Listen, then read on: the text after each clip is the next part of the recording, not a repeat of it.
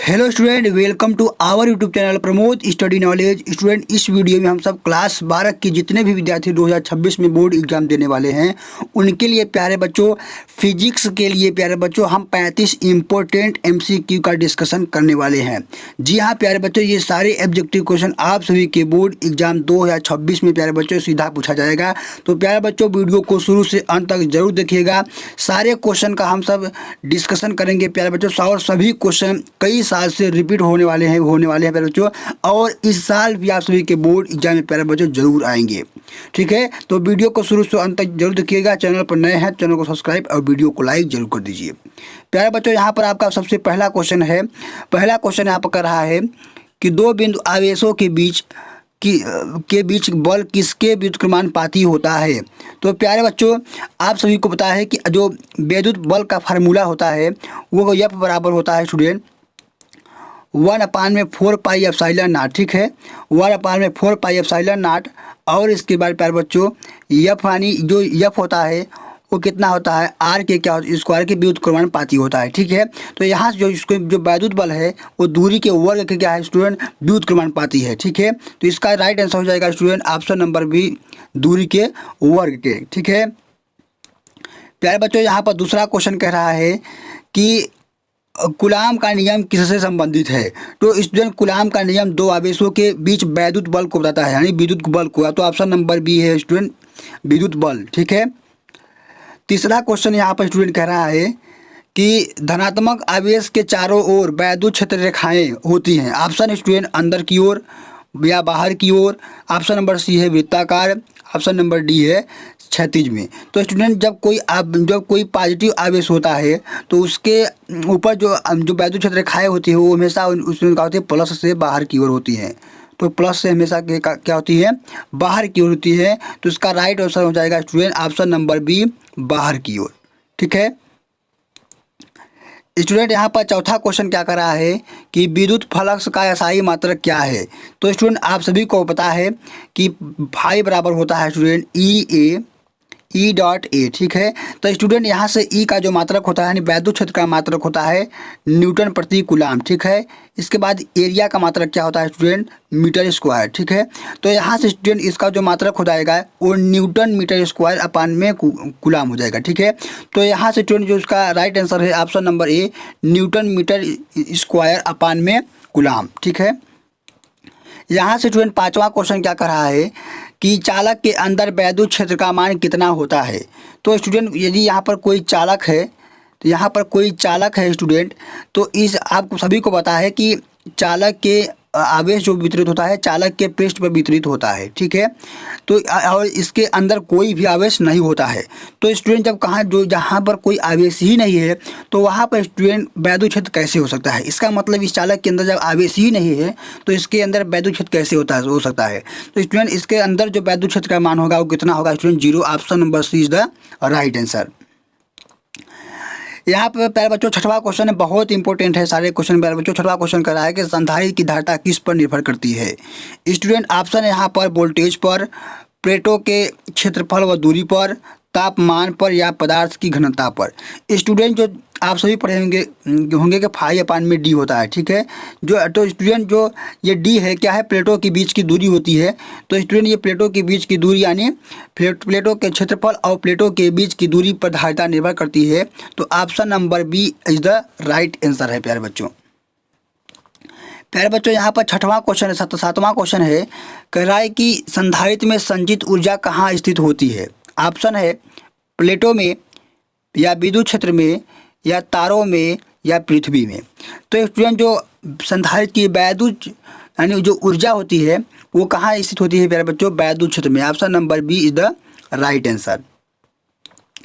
यहाँ पर आठवां क्वेश्चन है कि धारिता का सूत्र क्या है। तो स्टूडेंट, आप सभी को पता है कि धारिता आपके बराबर यानी सी बराबर होता है, कैपेसिटर बराबर होता है Q अपान में C। ठीक है, तो इसका जो राइट आंसर हो जाएगा स्टूडेंट ऑप्शन नंबर ए, Q अपान V बराबर, ऑप्शन नंबर बी यानी C बराबर Q अपान में V। ठीक है, यहाँ पर स्टूडेंट नौवां क्वेश्चन का क्या कर रहा है कि विद्युत विभव की इकाई क्या है, विद्युत विभव का मात्रक क्या है। तो इसमें आप सभी को पता है कि विद्युत विभव का मात्रक क्या हो गया, वोल्ट होगा। Option number c is the right answer. Student यहाँ पर 10वां क्वेश्चन क्या कर रहा है, यदि प्लेटों के बीच की दूरी बढ़ा दी जाए तो धारिता क्या होगी। ऑप्शन है कि बढ़ेगी या घटेगी, समान रहेगी या दोगुनी हो जाएगी। स्टूडेंट जब आप प्लेटों के बीच की यानी जो जब ये दो प्लेटें हैं इनके प्लेट की दूरी यानी डी को जब दूर करेंगे प्यारे बच्चों, जो दूर करेंगे इस प्लेटों को, तो प्यारे बच्चों आप सभी को पता है कि जो प्लेट की जो धारिता है स्टूडेंट वो क्या हो जाएगी, घटेगी। यानी option number B is the right answer. यहाँ पर स्टूडेंट यहाँ पर 11वां क्वेश्चन क्या कर रहा है कि ओम का नियम है। तो स्टूडेंट आप सभी को पता है कि V बराबर होता है IR। क्या होता है, V बराबर IR। यहाँ V क्या होता है स्टूडेंट, वोल्टेज होता है, I का होता है धारा होता है, और R क्या होता है, रेजिस्टेंस यानी प्रतिरोध होता है। तो यहाँ पर student option number B is the right answer. Student 12वां क्वेश्चन है, बहुत इंपॉर्टेंट है। क्या कर रहा है कि चालक का प्रतिरोध किस पर निर्भर करता है। ऑप्शन है केवल तापमान पर, लंबाई, क्षेत्रफल और पदार्थ पर, केवल वोल्टेज पर, या फिर किसी पर नहीं। तो स्टूडेंट जो चालक का प्रतिरोध है वो लंबाई, क्षेत्रफल और पदार्थ पर निर्भर करता है। यानी ऑप्शन नंबर बी क्या है प्यारे बच्चों, सही है। यहाँ पर 13वां क्वेश्चन क्या कर रहा है स्टूडेंट कि प्रतिरोध की इकाई क्या है। तो स्टूडेंट आप सभी को प्रतिरोध पता है कि प्रतिरोध का मात्रक ओम होता है। Option number c is the right answer. यहाँ पर 14वां क्वेश्चन क्या कर रहा है स्टूडेंट कि तापमान बढ़ाने पर धातु का प्रतिरोध क्या बढ़ता है या घटता है, समान रहता है या शून्य हो जाता है। तो स्टूडेंट मैं आप सभी को बता दूं कि जब क्या होती है किसी धातु को हम क्या करते हैं, गर्म करते हैं। यानी ये स्टूडेंट कोई धातु है, जब इस पर हम क्या करेंगे स्टूडेंट, उष्मा देंगे तो इसमें जितने भी इलेक्ट्रॉन होते हैं क्या करते हैं स्टूडेंट, वो तेज़ी से गति करने लगते हैं। जिससे क्या होता है स्टूडेंट, इसमें जो क्या होता है इसका जो प्रतिरोध है स्टूडेंट वो क्या हो जाता है, बढ़ जाता है, यानी बढ़ने लगता है। ठीक है। यहाँ पर स्टूडेंट अगला क्वेश्चन है, बहुत इंपॉर्टेंट 15वां क्वेश्चन है। कह रहा है कि वोल्टीमीटर को जोड़ा जाता है। वोल्टीमीटर को यानी वोल्ट मीटर को जोड़ा जाता है। ऑप्शन है कि श्रेणी क्रम में, समांतर क्रम में, विकर्ण में या तिरछे में। तो स्टूडेंट मैं आप सभी को बता दूं कि जो वोल्टीमीटर है उसको हमेशा प्यारे बच्चों हम लोग समांतर क्रम में जोड़ते हैं। ठीक है। विभव का ये क्या करता है, माप करता है।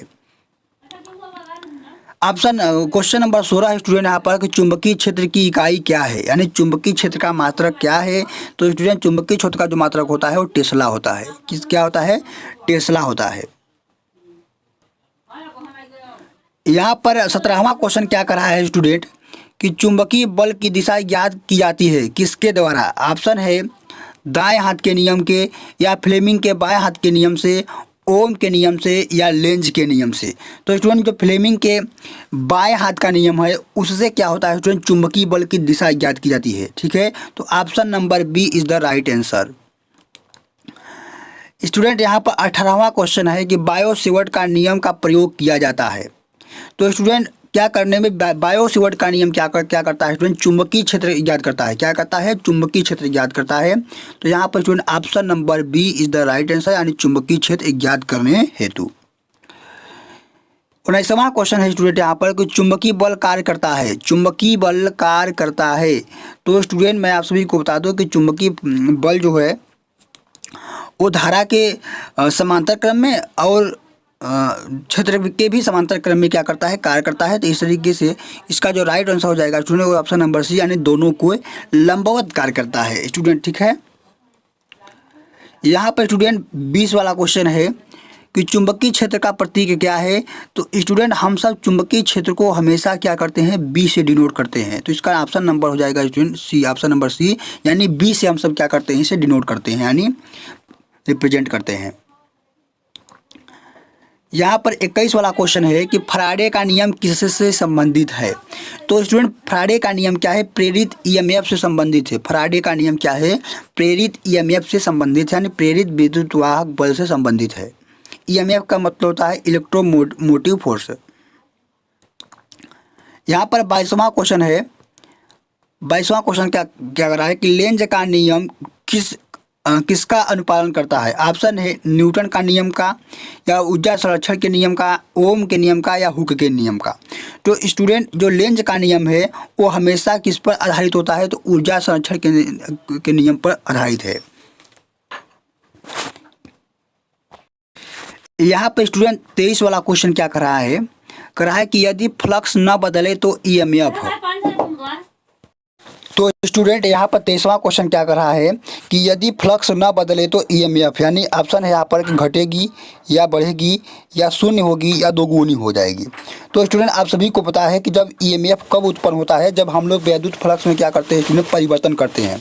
तो जब हम लोग वैद्युत क्षेत्र में परिवर्तन, जो वैद्युत फ्लक्स में जब हम लोग परिवर्तन करते हैं तभी क्या होता है, ईएमएफ उत्पन्न होता है। तो क्या कर रहा है यहाँ पे, यदि वैद्युत फ्लक्स ना बदले तब, तो स्टूडेंट जब हम लोग वैद्युत फ्लक्स को बदलेंगे ही नहीं तो ईएमएफ उत्पन्न होगा ही नहीं। इसका मतलब यहाँ पर ईएमएफ का मान क्या हो जाएगा स्टूडेंट, 0 हो जाएगा। तो ऑप्शन नंबर सी हो जाएगा, ऑप्शन नंबर सी राइट हो जाएगा, यानी शून्य होगी।